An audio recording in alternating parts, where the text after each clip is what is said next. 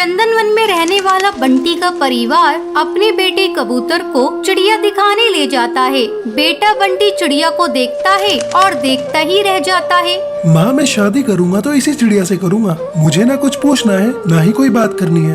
बस फिर क्या था, धूमधाम से बंटी की शादी टुनटुनी से हो जाती है। लेकिन अगले दिन टुनटुनी की आवाज जब घर वाले सुनते हैं तो दंग रह जाते हैं, क्योंकि खुद ही सुन लीजिए। अले अले, इतनी जल्दी सुबह हो गई, मुझे तो नींद आ रही है।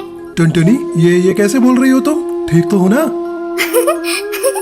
बिल्कुल बिल्कुल, मुझे ता हुआ है, मैं तो बिल्कुल ठीक हूँ। बंटी को समझते देर नहीं लगती है।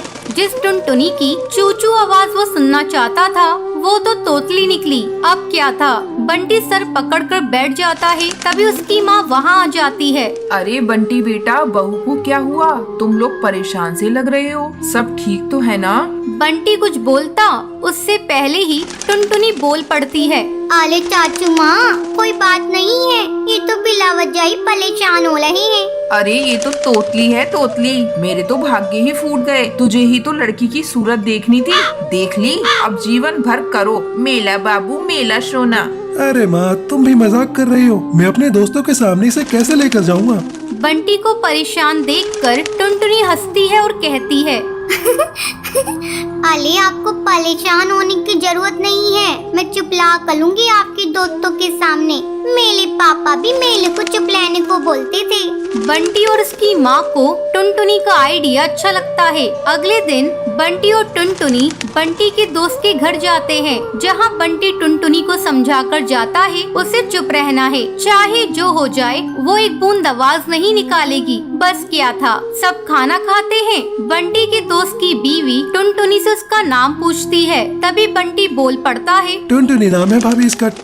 अब दोस्त के घर कोई भी टुनटुनी से सवाल करता, जवाब बंटी देता। टुनटुनी को बोलने का मौका ही नहीं देता। उसे डर था कहीं टुनटुनी उसके तोतलेपन की पोल न खोल दे। अरे भैया, क्या बात है? जब से आप आए हैं मैंने तो आपकी बीवी की आवाज ही नहीं सुनी, कहीं गूंगी तो नहीं है ना? टुनटुनी को ये बात सुनकर बुरा लगता है, लेकिन उसे बंटी की बात भी याद रहती है। उसे कुछ भी नहीं बोलना है, तो लिहाजा वो चुप ही रहती है। अरे नहीं भाभी, टुनटुनी नाम है मेरी बीवी का, टुनटुनी। और टुनटुनी भी भला गूंगी हो सकती है क्या? वो तो जरा शर्मीली और कम बोलने वाली है मेरी बीवी। सभी बंटी की बात पर यकीन कर लेते हैं, लेकिन उन लोगों के घर में एक बदमाश बच्चा होता है जो लगातार टुनटुनी को देख रहा होता है। वो सोचता है कैसे भी करके वो टुनटुनी की आवाज सुनकर ही रहेगा। बस फिर क्या था, बच्चा प्लास्टिक के चूहे पर चाबी भरकर उसे टुनटुनी के पैर के नीचे छोड़ देता है। जैसे ही नकली चूहा जाकर टुनटुनी के पैर से टकराता है तो टुनटुनी जोर जोर से चिल्लाने लगती है, अरे तूहा तूहा, पकलो पकलो, तूहा निकाल लिया। बच्चा टुनटुनी के मुंह से तोतली आवाज सुनकर जोर जोर से हंसने लगता है। बंटी का मुंह उतर जाता है। तो तभी भाभी बंटी को समझाती है, तुम्हारी टुनटुनी तोतली है क्या? हाँ भाभी भैया, मैंने तो बस इसकी सुंदरता देखी, इससे कोई सवाल जवाब करना भी जरूरी नहीं समझा। लेकिन शादी के बाद मुझे पता चला कि ये तो तोतली है। अरे कोई बात नहीं बंटी भैया, अब तोतलापन का इलाज है, आप ना इसे अच्छे डॉक्टर को दिखाइए, इसका इलाज संभव है। अच्छा भाभी, फिर तो मैं कल ही इसे डॉक्टर के पास लेकर जाऊंगा और फिर मेरी टुनटुनी सच में कोयल की तरह बोलेगी। बंटी कबूतर टुनटुनी को डॉक्टर के पास लेकर जाता है। कुछ ही महीनों बाद टुनटुनी बिल्कुल ठीक हो जाती है।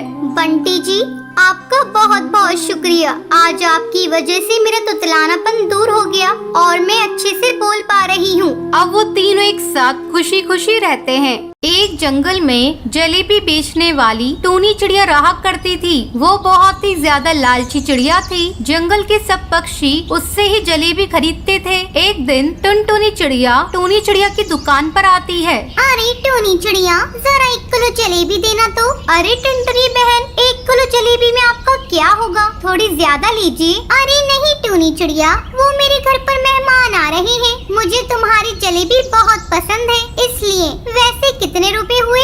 100 रुपए की है टुनटुनी बहन। अरे टूनी चिड़िया, इतनी महंगी जलेबियाँ, तुम तो सरेआम लूट रही हो। नहीं टुनटुनी बहन, मैं तो बहुत सस्ते में जलेबी बेचती हूँ, लेनी हो तो लो, वरना जाओ यहाँ से। ऐसे ही काफी दिन गुजर जाते हैं। टूनी चिड़िया ऐसे ही जंगल के सब पक्षियों को महंगी जलेबी बेचकर लूटती थी। एक दिन उसकी दुकान पर एक कालू कौवा आता है। अरे कितनी अच्छी खुशबू आ रही है इन जलेबी की, बहुत मन कर रहा है खाने का, पर मेरे पास पैसे नहीं हैं। जरा पूछता हूँ इस चिड़िया से कितने की जलेबी बेच रही है। वो टूनी चिड़िया के पास जाता है। अरे टूनी चिड़िया, ये जलेबी कितने की दे रही हो? अरे एक जलेबी 10 रुपए की है, बताओ कितनी दूं तुम्हें? मेरे पास पैसे नहीं है, मैं फिर कभी आकर ले जाऊंगा।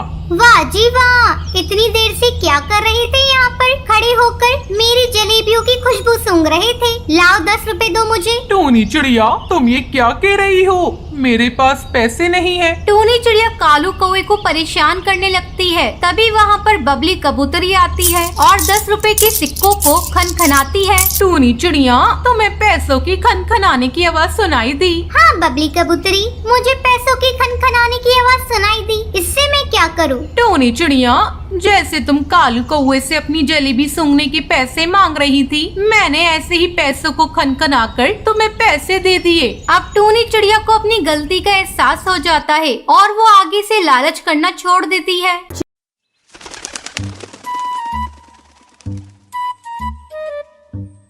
सुंदरवन जंगल में टुनटुनी और बंटी नाम के पति पत्नी रहते थे। एक दिन टुनटुनी अपने पति बंटी से कहती है, महंगाई तो कितनी ज्यादा हो रही है, जंगल में और पक्षी भी हमारी मदद नहीं करते और ऊपर से कालू जादूगर ने भी हमारे जंगल में आतंक मचा रखा है। अब हम क्या करें जी? आप अपनी लकड़ियों को महंगे दाम में बेचना शुरू कर दीजिए। ये बात सुनकर बंटी टुनटुनी चिड़िया से कहता है, अरे टुनटुनी चिड़िया, अगर मैं लकड़ियों को महंगा कर दूंगा तो लोग घास ही खरीद लेंगे। लकड़ी सस्ते दामों में बेचने के कारण ही मेरी लकड़ी थोड़ी बहुत बिक जाती है। ऐसे ही समय गुजरने लगता है। एक दिन बंटी पेड़ से लकड़ी चुन रहा होता है।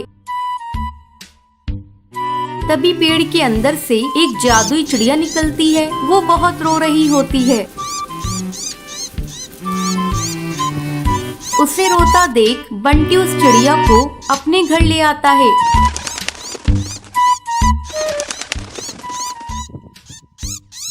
और टुनटुनी चिड़िया से कहता है, टुनटुनी चिड़िया सुनो, आज मैं जब लकड़ियाँ काट रहा था तो पेड़ के अंदर से ये नन्ही चिड़िया निकली। ये बहुत रो रही है, तुम इसे कुछ खिला पिला दो। लेकिन बंटी जी, हमारे पास तो खाने को कुछ है ही नहीं। रुकिए, मैं बुलबुल से कुछ लेकर आती हूँ।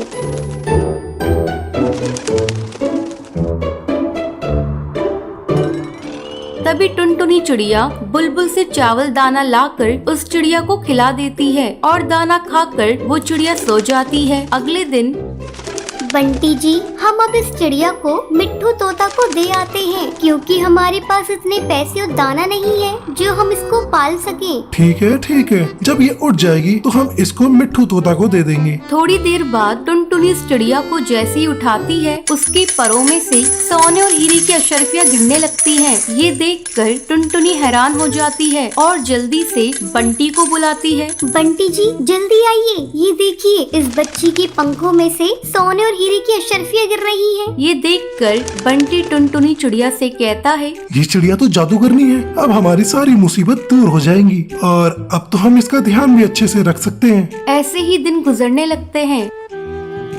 अब बंटी अपना नया कारोबार भी खोल लेता है। बंटी और टुनटुनी चिड़िया मिलकर सबकी मदद भी करने लगते हैं। अब ये खबर कालू जादूगर को पता चल जाती है और वो अपने सिपाहियों से कहता है, सिपाहियों, उस टुनटुनी के घर जाओ और चुपचाप से उस जादुई चिड़िया को चुराकर हमारे पास लाओ। दोनों सिपाही उस चिड़िया के घर पहुंचते हैं। जब टुनटुनी सो रही होती है तभी वो चिड़िया को उठा लेते हैं और अपने साथ ले जा रहे होते हैं। तभी वो चिड़िया रोने लगती है। अब चील सिपाही कहता है, अरे ये तो बहुत भारी हो गई है, उससे तो उठाई भी नहीं जा रही। इसका रोना बंद करा, वरना ये तो हमें पकड़वा देगी। थोड़ी दूर जाने के बाद वो जादुई चिड़िया और जोर जोर से रोने लगती है। रोने से उस बच्ची का वजन भारी हो जाता है, जिसकी वजह से सिपाही उसे उठा नहीं पाते और वहीं जंगल में छोड़कर चले जाते हैं। अगली सुबह टुनटुनी और बंटी ढूंढते ढूंढते नदी किनारे पहुँचते हैं और उस जादुई बच्ची को अपने घर ले जाते हैं। अब बंटी और टुनटुनी चिड़िया दोनों मिलकर उस बच्ची को जंगल से बहुत दूर ले जाकर खुशी खुशी रहने लगते हैं।